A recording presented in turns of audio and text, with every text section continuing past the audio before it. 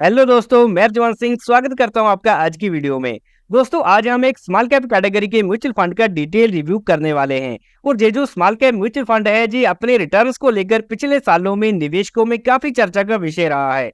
तो आज हम जानेंगे इसके फंडामेंटल्स और इसके वैल्यूएशन को समझेंगे। और इसके अलावा क्या आपको इस म्यूचुअल फंड में निवेश करने का विचार बनाना चाहिए या फिर अवॉइड करना चाहिए, ये सभी बातें आपको वीडियो के दौरान समझ में आ जाएंगी। तो स्टार्ट से लेकर एंड तक जुड़े रहें ताकि कोई भी इंपॉर्टेंट पॉइंट आपसे छूट ना जाए। तो आइए बिना समय को वेस्ट किए शुरू करते हैं इस म्यूचुअल फंड की बेसिक डिटेल से।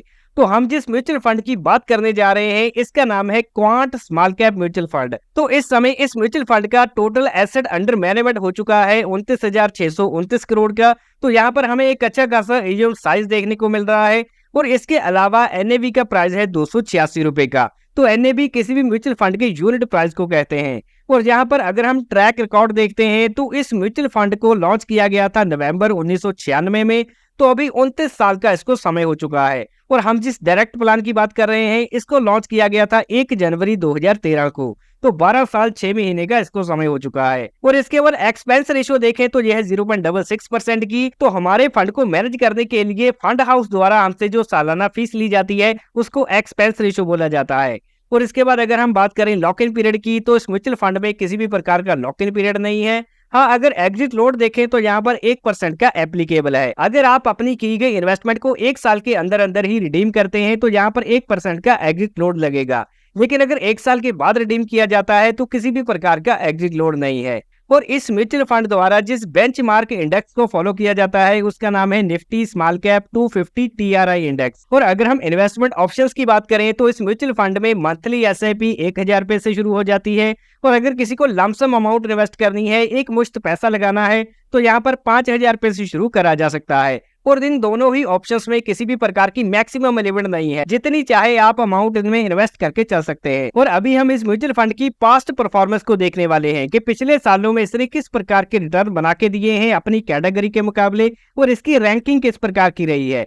तो यहाँ पर सबसे पहले 6 महीनों के अगर हम रिटर्न्स देखते हैं तो इसने 4.99% के और कैटेगरी ने 5.78% के रिटर्न बना के दिए हैं। और अगर हम 1 साल की परफॉर्मेंस देखें तो -1.21% के रिटर्न है। तो 1 साल में इसने नेगेटिव रिटर्न जनरेट किए हैं। और अगर कैटेगरी से कंपेयर करें तो कैटेगरी के 6.71% के पॉजिटिव रिटर्न है। और 3 सालों के एनुअलाइज रिटर्न देखें तो यहाँ पर 31% के हैं और कैटेगरी के हैं 26% के। तो यहाँ पर quant small cap mutual fund की एवरेज ग्रोथ परसेंटेज 3 सालों में 31% की रही। और इसके बाद अगर हम 5 सालों के टाइम फ्रेम में देखें तो इस म्यूचुअल फंड ने 44% के एनुअलाइज रिटर्न जनरेट किए। और वहीं इसके मुकाबले कैटेगरी ने 34% के एनुअलाइज रिटर्न जनरेट किए हैं। और अगर हम 10 सालों के बड़े टाइम फ्रेम में भी देखें तो इस म्यूचुअल फंड ने तकरीबन 21% के एनुअलाइज रिटर्न जनरेट किए हैं।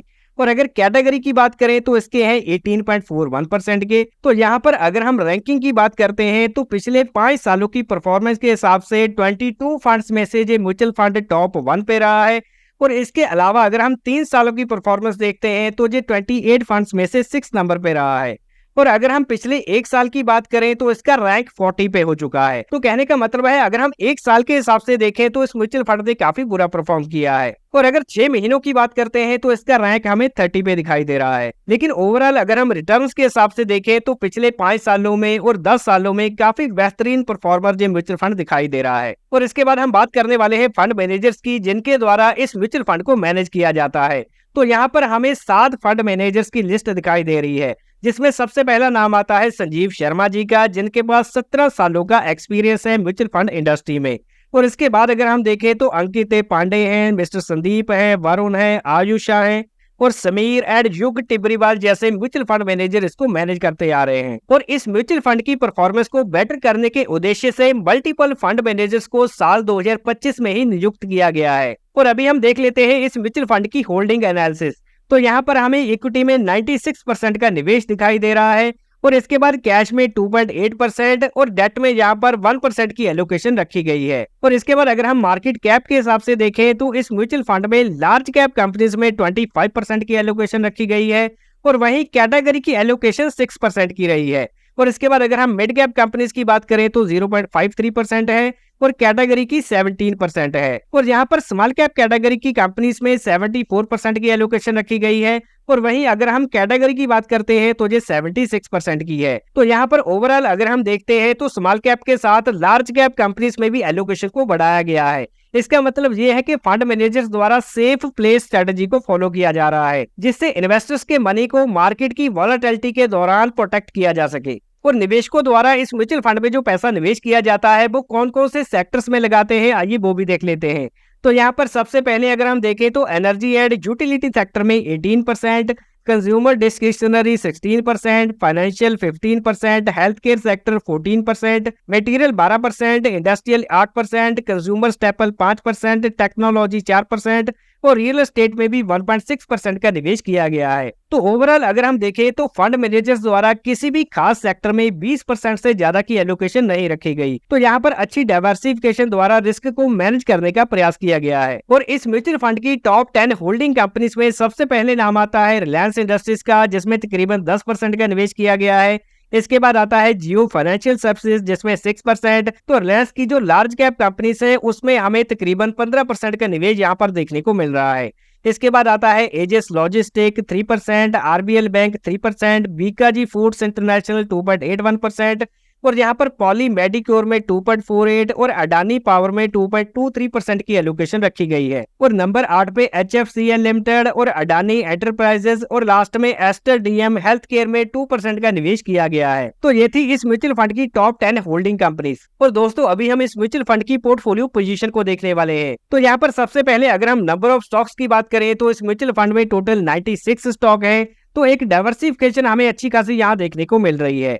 इसके बाद अगर हम टॉप 5 स्टॉक्स में देखें तो 25% का निवेश है, टॉप 10 स्टॉक्स में 36% और टॉप 20 स्टॉक्स में 55% का निवेश किया गया है। और इसके बाद अगर हम टर्नओवर रेशो की बात करें कि एक साल में फंड मैनेजर कितना ज्यादा अपने पोर्टफोलियो को चेंज कर देता है बाय एंड सेल करके, तो यहाँ पर 86% तक अपने पोर्टफोलियो को चेंज कर देते हैं। तो यहाँ पर हमें टर्नओवर रेशो नॉर्मल से ज्यादा देखने को मिल रही है। इसका मतलब ये है कि पोर्टफोलियो में स्टेबिलिटी कम है। लेकिन यहाँ पर एक बात ध्यान में रख के चलनी होगी कि अगर कोई फंड मैनेजर ज्यादा टर्नओवर रेशो के चलते भी बेहतर रिटर्न जनरेट कर पाता है तो इसे जस्टिफाई करा जा सकता है। इसके बाद अगर हम वैल्यूएशन के हिसाब से इस म्यूचुअल फंड की प्राइस टू अर्निंग रेशो को देखें, वो इस समय 23 की है और इसके benchmark index Nifty small cap 250 TRI की प्राइस टू अर्निंग रेशियो 34 की है। तो अपने बेंचमार्क के कंपैरिजन में ये म्यूचुअल फंड हमें रीजनेबल वैल्यूएशन पे दिखाई दे रहा है। और इसके बाद हम बात करेंगे इंपॉर्टेंट रिस्क रेशियोज की, जिसमें सबसे पहले नाम आता है अल्फा रेशियो का कि इस फंड ने अपनी कैटेगरी के मुकाबले कितना ज्यादा आउट परफॉर्म किया।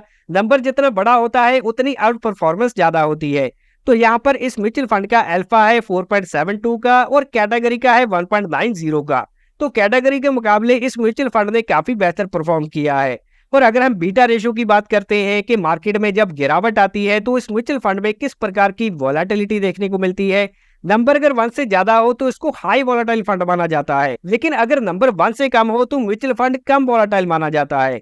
तो यहाँ पर इस म्यूचुअल फंड का बीटा है 0.90 का और कैटेगरी का बीटा है 0.86 का। तो अपनी कैटेगरी से ये म्यूचुअल फंड हमें थोड़ा सा ज्यादा वॉलेटाइल दिखाई दे रहा है। जब भी मार्केट में गिरावट आती है तो इस म्यूचुअल फंड में कैटेगरी से ज्यादा गिरावट देखने को मिलती है। इसके बाद आती है शार्पी रेशो, जो हमें ये बताती है कि कितना ज्यादा रिस्क लेकर रिटर्न को जनरेट किया गया है।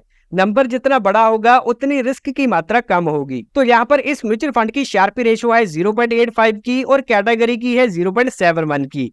तो अपनी कैटेगरी के मुकाबले जी म्यूचुअल फंड में कम रिस्क लेकर ज्यादा रिटर्न जनरेट करने पर फोकस किया गया है। और दोस्तों इसके बाद हम इंटरेस्टिंग कंपैरिजन देखने वाले हैं, जिसमें हम सबसे पहले देखेंगे कि पिछले 6 महीनों में इस म्यूचुअल फंड ने अपनी कैटेगरी के मुकाबले किस प्रकार का प्रदर्शन किया। तो यहाँ पर आप देखेंगे सबसे पहले बंदर स्मॉल कैप की अगर हम बात करते हैं तो 8.63% के रिटर्न है। और इसके बाद मोतीलाल ओसवाल स्मॉल कैप के देखें तो 3.21 के हैं। निप्पॉन इंडिया स्मॉल कैप के हैं 5% के और क्वांट स्मॉल कैप ने भी 5% के रिटर्न जनरेट किए हैं पिछले 6 महीनों में। तो यहाँ पर हमें ये बात समझ आ रही है कि इस म्यूचुअल फंड ने पिछले 6 महीनों की परफॉर्मेंस में अपनी कैटेगरी एवरेज के आसपास रिटर्न दिए हैं। लेकिन यहाँ पर अगर हम 1 साल के रिटर्न देखते हैं तो हमें क्वांट स्मॉल कैप के 1.21% के नेगेटिव रिटर्न दिखाई दे रहे हैं।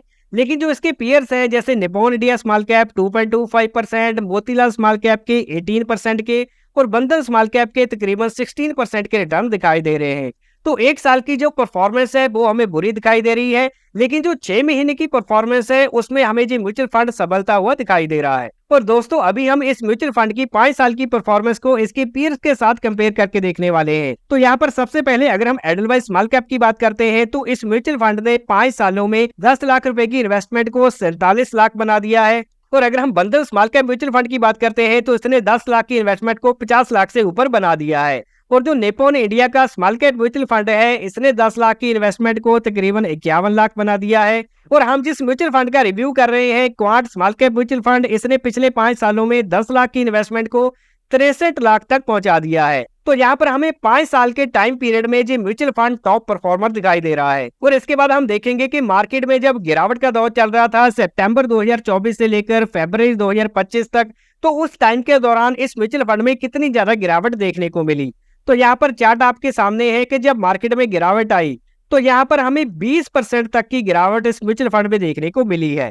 और अगर हम करंट पोजीशन की बात करें तो इस म्यूचुअल फंड की जो 20% की गिरावट थी वो अभी काफी हद तक रिकवर हो चुकी है और ये 6% तक ही रह गई है। तो कहने का मतलब है इस म्यूचुअल फंड में जितनी गिरावट आई उसमें काफी हद तक हमें रिकवरी देखने को मिल चुकी है। और अभी हम आते हैं इस म्यूचुअल फंड के कंक्लूजन की ओर। तो यहाँ पर सबसे पहले अगर हम पॉजिटिव पॉइंट की बात करते हैं तो इस म्यूचुअल फंड ने पिछले 3 साल, 5 साल और 10 साल के टाइम पीरियड में अपनी कैटेगरी से बेहतर रिटर्न जनरेट किए हैं। और जो दूसरा पॉइंट है कि इस म्यूचुअल फंड की एक्सपेंस रेशियो अपनी कैटेगरी के मुकाबले कम है। तो इस म्यूचुअल फंड को मैनेज करने की कैटेगरी के मुकाबले हमें कम फीस देनी पड़ती है। तो यहाँ पर अगर हम नेगेटिव पॉइंट की बात करते हैं तो इस म्यूचुअल फंड में जो पिछले 1 साल की परफॉर्मेंस है वो अपनी कैटेगरी के मुकाबले काफी कम दिखाई दे रही है और नेगेटिव में दिखाई दे रही है। लेकिन हमें ये बात भी नहीं भूलनी चाहिए कि किसी भी म्यूचुअल फंड की परफॉर्मेंस हम 1 साल के बेस पे नहीं देख सकते। कम से कम 3 साल या 5 साल का टाइम पीरियड तो किसी भी म्यूचुअल फंड की परफॉर्मेंस को जज करने के लिए चाहिए होता है। और अभी हम आते हैं उस सवाल पे जो आपके दिमाग में चल रहा है कि क्या हमें इस म्यूचुअल फंड में निवेश करने का विचार बनाना चाहिए या फिर इसे अवॉइड करना चाहिए। तो अगर हम करंट पोजीशन की बात करें तो इस म्यूचुअल फंड का एजीएम साइज 26,600 करोड़ का हो चुका है। तो यहाँ पर हमें स्मॉल कैप कैटेगरी के हिसाब से जो एजीएम साइज है वो अच्छा खासा दिखाई दे रहा है। तो अगर हम इस बात को एग्जांपल द्वारा समझें कि फंड मैनेजर को अपना 1% एजीएम इन्वेस्ट करना है किसी स्मॉल कैप कंपनी में, तो इस म्यूचुअल फंड के एजीएम के हिसाब से 1% ही 266 करोड़ का हो जाता है। और 266 करोड़ किसी भी स्मॉल कैप कंपनी के लिए काफी बड़ी रकम हो जाती है। अगर कोई 5,000 करोड़ की कंपनी है तो उसका 5% हो जाता है, और अगर कोई 2500 करोड़ की कंपनी है तो उसका 10% हो जाएगा। तो ऐसे में फंड मैनेजर को अपनी होल्डिंग को बाई करने में और सेल करने में काफी दिक्कतों का सामना करना पड़ सकता है। तो इसका अगर हम सीधा सीधा मतलब समझे कि पिछले सालों में क्वांट स्मॉल कैप ने जो बेहतरीन किस्म के रिटर्न जनरेट करके दिए हैं, तो ऐसे बड़े एजीएम साइज के चलते आने वाले सालों में ऐसी बेहतरीन परफॉर्मेंस को एक्सपेक्ट करके चलना काफी मुश्किल है। तो दोस्तों ये था हमारा quant small cap mutual fund का डिटेल रिव्यू। और अभी हम डिस्क्लेमर देख लेते हैं। तो ये जो म्यूचुअल फंड इन्वेस्टमेंट है ये बाजार जोखिमों के अधीन होती है और इसमें मिलने वाले रिटर्न्स की कोई भी गारंटी नहीं होती। और किसी भी म्यूचुअल फंड की पास्ट परफॉर्मेंस ये इंडिकेट नहीं करती कि आने वाले सालों में भी उसी प्रकार के रिटर्न मिलेंगे। और हमारे द्वारा किसी भी इन्वेस्टमेंट स्कीम को प्रमोट नहीं किया जाता, क्योंकि हमने ये वीडियो बनाया है केवल एजुकेशन पर्पस के लिए। तो कोई भी इन्वेस्टमेंट करने से पहले अपने फाइनेंशियल एडवाइजर से कंसल्ट करें और इन्वेस्टमेंट से रिलेटेड सभी डॉक्यूमेंट्स को ध्यान से पढ़ें। और अगर ये वीडियो जानकारी से भरपूर लगा हो तो इसको लाइक जरूर करें, दोस्तों के साथ ज्यादा से ज्यादा शेयर करें। वीडियो पूरा देखने के लिए मैं अर्जमान सिंह आपका धन्यवाद करता हूं। मिलते हैं अगले वैल्यूएबल वीडियो में।